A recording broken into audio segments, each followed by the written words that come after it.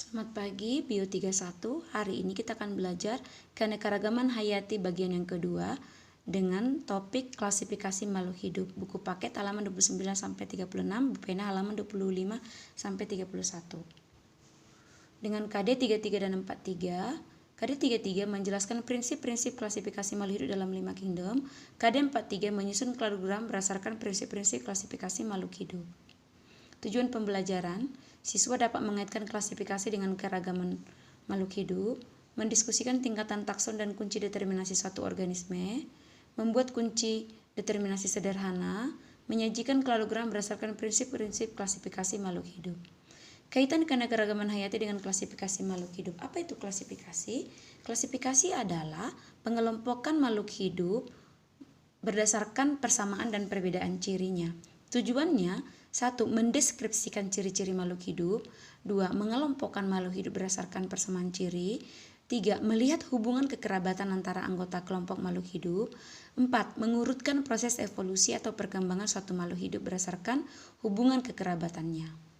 Macam-macam sistem klasifikasi. Yang pertama, sistem klasifikasi alami adalah suatu cara pengelompokan organisme berdasarkan banyaknya persamaan ciri morfologi seperti warna, ukuran tubuh, tinggi pendek, bentuk daun, bentuk paruh, bentuk kaki, bentuk batang, jumlah kotiledon, ada tidaknya mahkota bunga, letak bakal buah, dan lain-lain. Tokohnya Aristoteles dan Theopratus dengan karyanya History of Plants berisi pembagian dunia tumbuhan menjadi 4 kelompok, yaitu pohon, semak atau perdu, setengah semak, dan herba. Contoh dari sistem klasifikasi alami ini, misalnya hewan berdasarkan ukuran tubuhnya, yang besar misalnya gajah, yang kecil misalnya semut. Jadi sangat sederhana. Bisa juga berupa keping biji, berkeping biji 1, berkeping biji 2. Jadi berdasarkan pengamatan pada ciri morfologinya.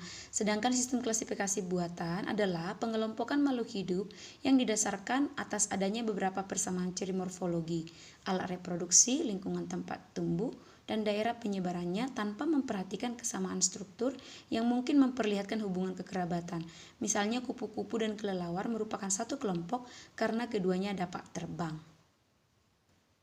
Jadi berdasarkan ciri morfologi. Alat reproduksi misalnya ada yang menggunakan alat reproduksinya berupa biji, ada alat reproduksinya berupa tunas. Jadi sangat sederhana. Semua orang dapat melakukan pengelompokan makhluk hidup dengan menentukan sendiri aturannya. Dasar pengelompokan orang yang satu dengan yang lain tidak sama. Misalnya kupu-kupu dan kelelawar tadi satu kelompok, walaupun keduanya sebenarnya jauh dari secara kekerabatannya. Tokohnya John Ray, karyanya Historia Planetarium mengelompokkan 1.800 jenis tumbuhan dengan menggunakan ciri bunga, batang, dan akarnya. Yang ketiga, sistem klasifikasi filogenik adalah pengelompokan berdasarkan jauh dekatnya kekerabatan antar takson. Tokohnya Charles Darwin. Bukunya On the Origin of Species by Means of Natural Selection mengaitkan antara klasifikasi dan evolusi. Dasar pemikirannya, organisme mengalami perubahan sehingga sifat atau cirinya berbeda dengan ciri nenek moyangnya. Kelebihannya dapat diketahui adanya hubungan filogenik antar organisme yang berada dalam satu kelompok karena adanya ciri dasar yang diturunkan. Contohnya, primata atau seperti orangutan itu memiliki ciri yang mirip sekali dengan manusia sehingga disebut sebagai satu nenek moyang. Sistem klasifikasi Carolus Linnaeus. Dasar pemikiran, organisme yang memiliki persamaan paling banyak digolongkan dalam tingkatan yang sama. Adanya tingkatan pengelompokan makhluk hidup disebut takson. Makin tinggi tingkatan takson, makin sedikit persamaannya. Makin rendah tingkatan takson, makin banyak persamaannya. Urutan tingkatan takson dari tinggi ke rendah, yaitu dari kingdom, filum atau divisi, kelas, ordo, familia, genus, dan spesies. Mempelopori cara pemberian nama makhluk hidup dengan sistem binomial nomenklatur. Binomial nomenklatur memiliki kriteria sebagai berikut. 1. Bahasa Latin atau bahasa asing yang dilatinkan, contohnya genetum genemon. Genemu adalah bahasa Melayu. Terdiri dari 2 kata, genus dan spesies. Kata pertama menunjukkan genus, kata kedua menunjukkan spesies. Contohnya Felis tigris, harimau. Kata pertama ditulis huruf besar, kata kedua ditulis huruf kecil. Contoh huruf O dan S pada padi Oryza sativa. dicetak miring atau digaris bawahi, Cyprinus carpio, atau digaris bawahi seperti ini. Akhir kata nama famili Plantae itu Aceae, Animalia itu Idae. Nama varietas ditulis sebagai kata ketiga, contohnya Oryza sativa glutinosa yaitu padi varietas ketan. Contohnya adalah sebagai berikut, dapat dibaca sendiri ya. Tadi contoh familinya Tupaidae untuk hewan, Orchidaceae untuk tumbuhan. Sistem klasifikasi 5 kingdom dirancang oleh Robert Whittaker, dikelompokkan berdasarkan tingkat organisasi, kondisi inti sel dan nutrisinya.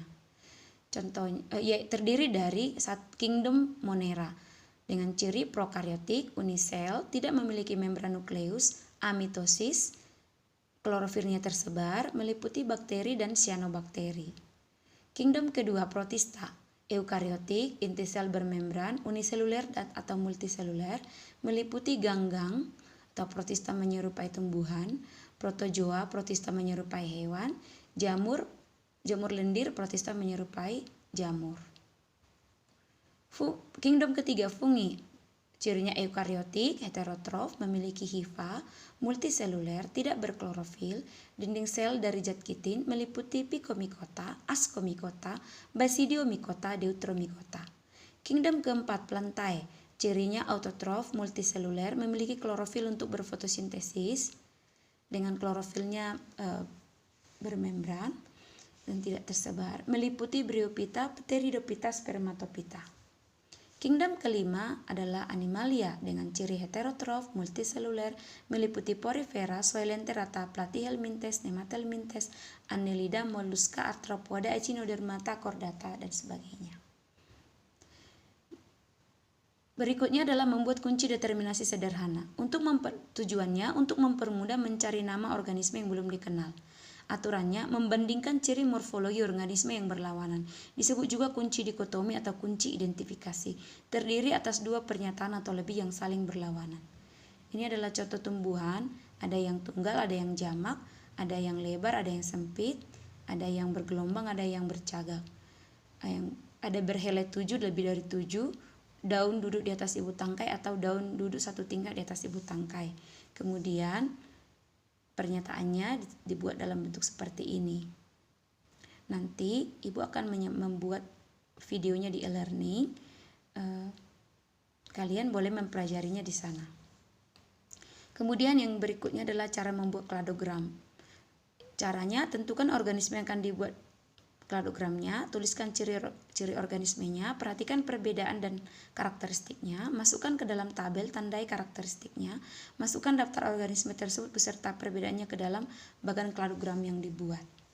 Hasilnya adalah sebagai berikut, mulai dari yang paling sederhana sampai kompleks, di mana alga hijau dan lumut itu tidak memiliki pembuluh, lalu karakteristik berikutnya memiliki pembuluh, yaitu paku, gimnos, dan angios, lalu karakteristik berikutnya memiliki biji, gimnos, dan angios.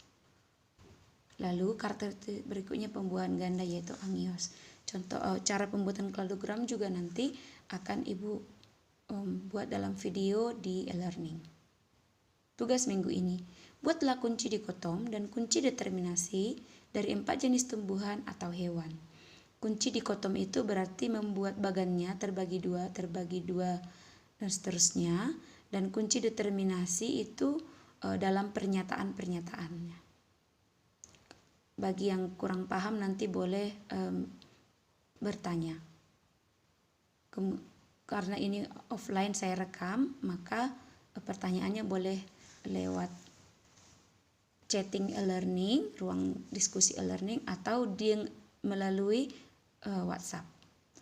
Kemudian tugas kedua, buatlah kladogram dari 4 jenis hewan atau tumbuhan yang masih memiliki kerabatan yang dekat dengan 3 tahapan. Yang pertama, tentukan karakteristiknya, masukkan ke dalam tabel, lalu buat kladogramnya. Memiliki kekerabatan yang dekat, misalnya sama-sama hewan bertulang belakang sebagai ciri umumnya. Dikumpul via Japri WhatsApp paling lambat Selasa 25 Oktober pukul 23.00. Sampai di sini pembelajaran kita. Kerjakan tugasnya, tetap jaga kesehatan. Selamat belajar.